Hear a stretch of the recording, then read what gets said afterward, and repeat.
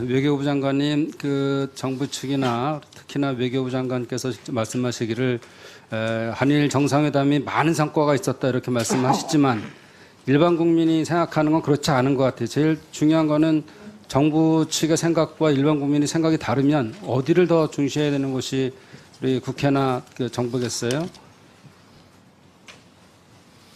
지금 여론조사 나오는 거 보고 계시죠?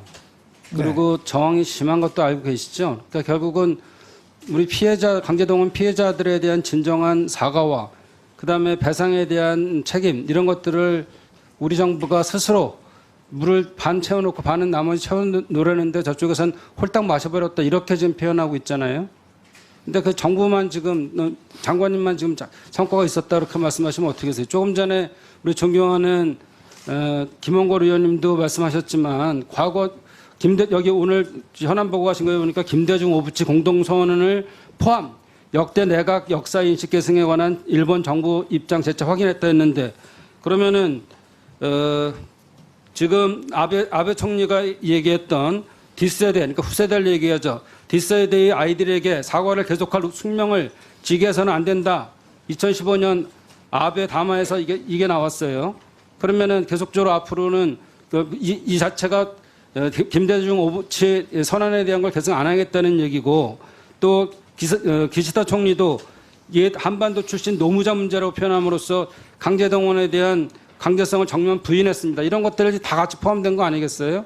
근데 왜 스스로 이것 자체 거기서는 그렇게 얘기 안 하는데 김대중 오부치 선언을 포함해서 문제 해결됐다 이렇게 말씀하시는 거 안 되는 거 아니에요? 특히 제가 질문 하나 해볼게요. 이번 문제법에 관련해서 대통령께 최소의 일본의 사과는 있어야 한다고 제안한 적 있으십니까? 네, 의원님, 그 일본이 역대 내각이 역사인식에 대해서 아니, 그러니까 제가 한 담화에 대해서 전체적으로 개성한다고 한 것은 아까 말씀드린 김대중 오부치 선언을 포함해서 무라야마 선언, 간나오토 선언, 고이즈미 선언, 또 고노 담화 뭐 이런 걸 전부 포함하는 겁니다. 그래서 우리 정부에서 그렇기 때문에 장관님 죄송한데요. 네. 김대중 오부치 공동선언에 대해서 우리 측에서 이것을 한번 기시다 총리가 한번 얘기했으면 좋겠다. 최소한 읽기라도 했으면 좋겠다는 제안 하신 적이 있어요? 뭐 일본이 그 진정성을 가지고 이 역사 아니, 문제에 대해서 입장을 그거를 밝히는 것이 중요하다. 이렇게 입장을 이야기했습니다. 중요하다는데 제가 듣기로는 이 김대중 오부치 공동선언을 다시 한번 거론해달라는 제안을 했다고 전 들었는데 그거에 대한 확인 좀 해주세요.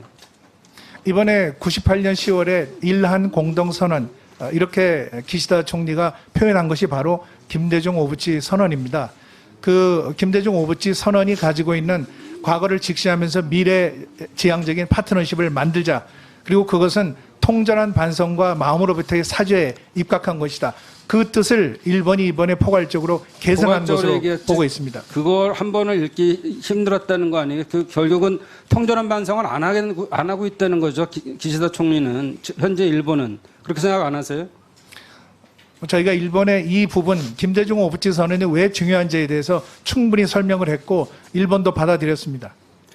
그리고 우리 WTO의 그 수출 규제에 대한 거 화이트리스트 철회한 거에 대해서 저희가 철회를 했죠. 제소 철회. WTO에 예. 네. 그러면 그쪽에서 뭘 주겠다 그랬나요?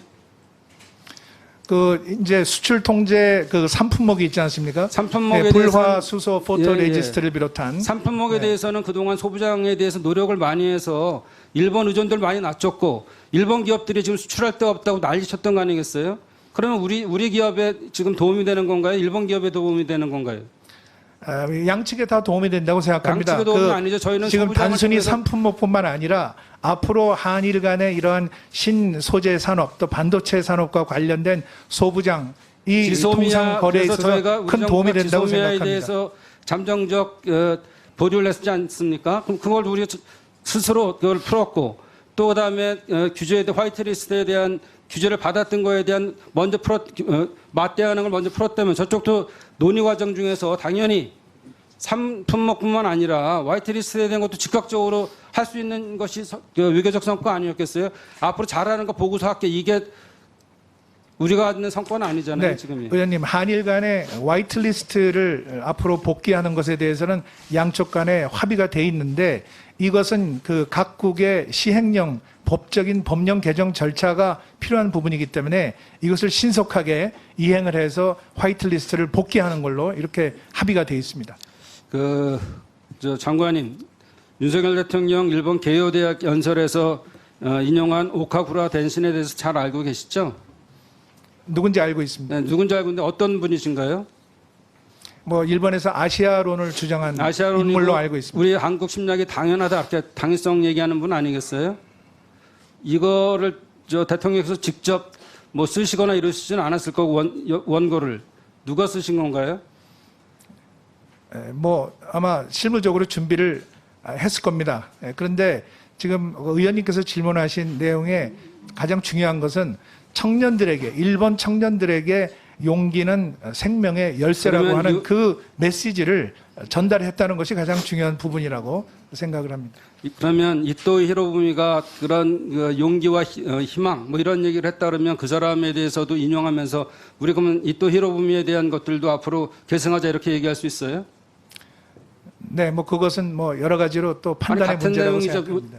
같으잖아요. 그러니까 이거는 정말 이렇게 원고를 썼더라도 대통령께서 역사적 인식이 있으시면은 인용을 안 하셔야 되고 모르셨다면 그걸 쓴 사람 자체가 당연히 무슨 처벌을 받아야 되는 거 아니겠어요? 네, 국민들에게 엄청난 실망을 주셨잖아요. 그 중요한 것은 이제 메시지의 본질적인 내용이라고 생각합니다. 아니 역사가 하나하나가 다 기록되면서 현재가 있고 그다음에 그것을 어떤 사람 반성하고 또는 개성하고 이러는 건데 이런 거 문구 하나하나가 외교 아니겠어요? 저쪽에서 보기엔 얼마나 생각하길 한국을 침략하는 게 당연하다고 생각하는 사람을 인용해서 미래를 얘기하자 얼마든지 다른 얘기로 할 수 있습니다. 앞으로 더욱 잘 준비하도록 하겠습니다. 예, 박지영 의원님 수고했습니다.